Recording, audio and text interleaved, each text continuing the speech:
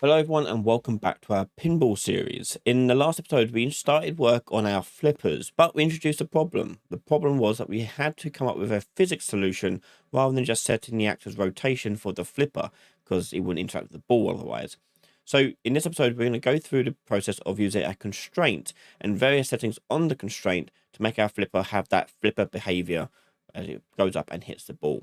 So let's jump in and take a look at what we can do here. So first things first, we need to make our flipper here work with physics. Now, the only way this is going to work with physics is we need to change our mesh to have a better collision. So at the moment, we're using complex collision, and physics does not work with complex collision. So we need to change this over to use the project default, which is going to be simple collision. And then for the collision solution, I'm going to go up and use auto convex collision. Click on this, it'll bring up this little window down the bottom. And I'm going to leave the settings as they are and hit apply. Basically, the settings just mean like how many shapes they're going to use, how many vertices they're going to use to create the collider for this flipper. But there is our collider. Now you can see it's a lot more accurate to the shape of the flipper that we wanted to use. So with that done, we're now going to go back to our BP flipper. Click on the static mesh and going to turn on simulate physics. Now, as soon as we do that, it's just going to fall around and roll around on the floor. So the first thing we need to do is lock its position. So we're going to lock X, Y, and Z in its constraints. Next, I now need to make it do its flipping motion. So the way we're going to do this is with a physical constraint, and then we're going to apply an impulse to it. This is similar to how real flippers work, is that they use magnets to send a massive electrical impulse, which basically rebounds it away from the magnet. And that's what they basically are doing. So let's go ahead and basically simulate that effect inside here.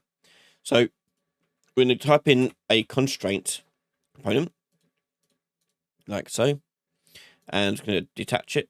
So it's there.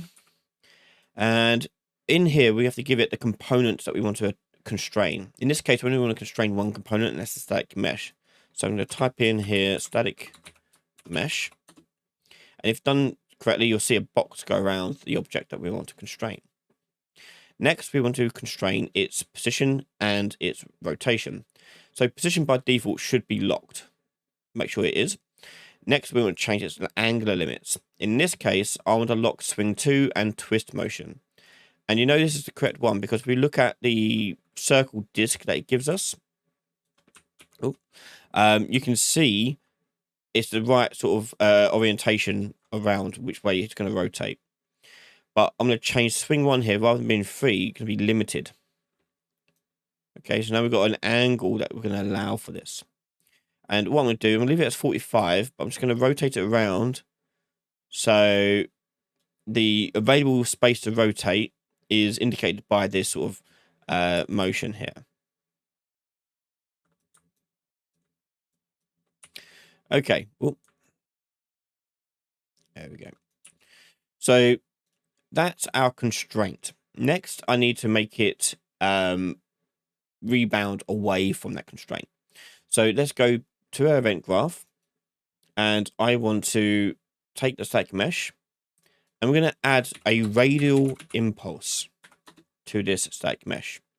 And what this will do, basically like an explosion, essentially what you're doing, out from the constraint here. Not the constraint, the mesh. But we have to tell it where we want to explode it from. Now, I want to basically rotate it from the center, but I want to explode it from the top here. So to help me with that, I'm going to add a scene component in.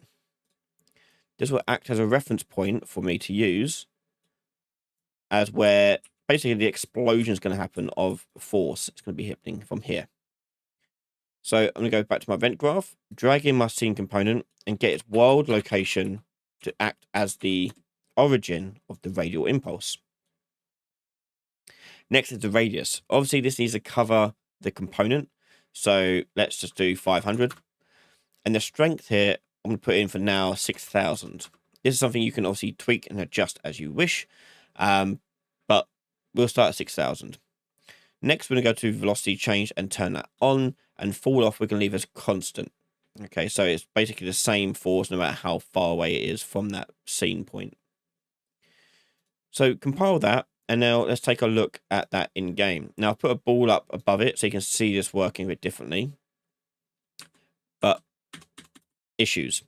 Okay. So the first issue we got is the way this orientates around.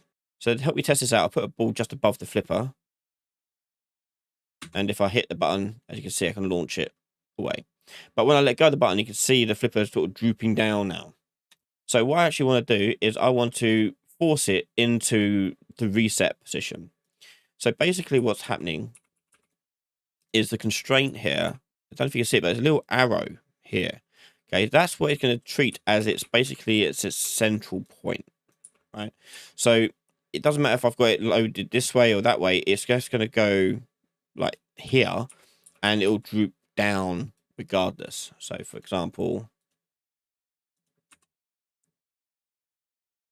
notice how it's the same distance, but now I can't apply the force too well in it because it's actually below the scene point. The scene point's now above it, so it's forcing it away from it. So what I needed it to do is I needed to stop it from going beneath that point there. So what can I do? Well, we can go to the constraint here. And the first thing I'm going to do is go down to the angular rotation offset. Now, this will allow me to rotate it around so that it is no longer going to be using the X coordinate here as its default reset point. So I'm going to rotate it here by -90, maybe -45. Yeah, something like that. And we should see it now no longer go beneath that point there. Okay, looking a lot better. Well, obviously, we've got a slow droop down. This is no good. Next, we're going to fix that. So on the physics constraint, if you go down, you'll see in here we've got motors and you've got angular motor. And basically, think of it like it's on a chain, and you pulling it back to a central point. Okay, so I'm going to change it from slurp to twist and swing, and we're doing swing motion because we're doing swing 1. And here we've got the strength. I'm going to change this from 50 to 5,000. So it's a really strong pullback on that.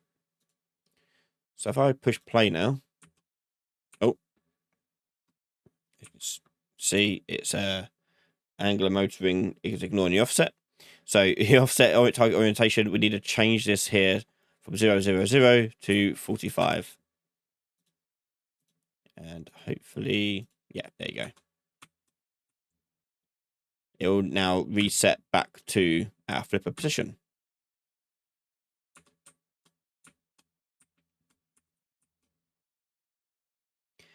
And as always, those sort of values are things that you need to change and adjust as you wish. You do get the issue where if physics are too fast, like it is here, the ball may go through it. So let's see if we can replicate that problem. Flung it off the table. I think the ball's going too slow here to really demonstrate this. But yeah, if you've probably seen it a couple of times. So if it goes too fast, it will struggle to recognize the physics constraint. So you may want to adjust those figures to get the sweet spot working just right. Now, it needs to also work with the other flipper too. So let's do that. So I'm just going to go ahead into my flipper here, and I'll make a duplicate of this. And this is going to be the right flipper. We'll rename this one to left flipper. Like so. So let's go to my right flipper. I need to change a few things here. So first of all, obvious change, we need to change which button it's using. So we're going to use our IA right button instead. Like so. On the viewport, we need to change this around too. So we're going to go to our static mesh. We're going to turn this around. And we're going to go to the scene component and move that over here. Next is the constraint. So the constraint here, obviously the angle is wrong. We need to change that around too. So we're going to go to the constraint here, go down. The difference being with the right flipper is that the angle of rotation offset will be 45 rather than negative 45, and the target orientation for the motor will be negative 45 rather than 45. So it's just the inverse of what the left flipper is doing. And then in that scene there, we've now got our two flippers kicking around, and we can do things.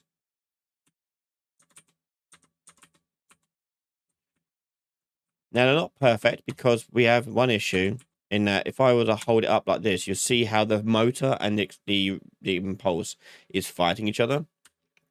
Okay. Basically, I don't want the motor to be doing anything whilst I've got the key held down. Okay. We can basically turn it off.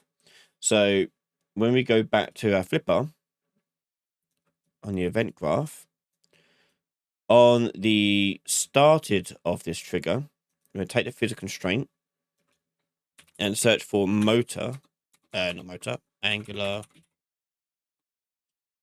What is it called? Hang on. It is called drive mode. Yeah. And we're going to change that from on started here to slurp.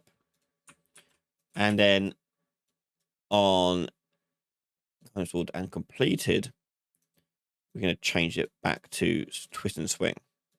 So this is for the left flipper. So if I go to left flipper now, I can hold it up and you can see if I let go, it will reset. Okay. But we don't get that fighting going on compared to the right trigger. Okay. So we need to adjust for that. So let's go ahead and do that for the right one. We're going to copy this. And on the event graph, we'll put that on for started and cancelled and completed. Okay, and there we go. We've got our two flippers doing their thing.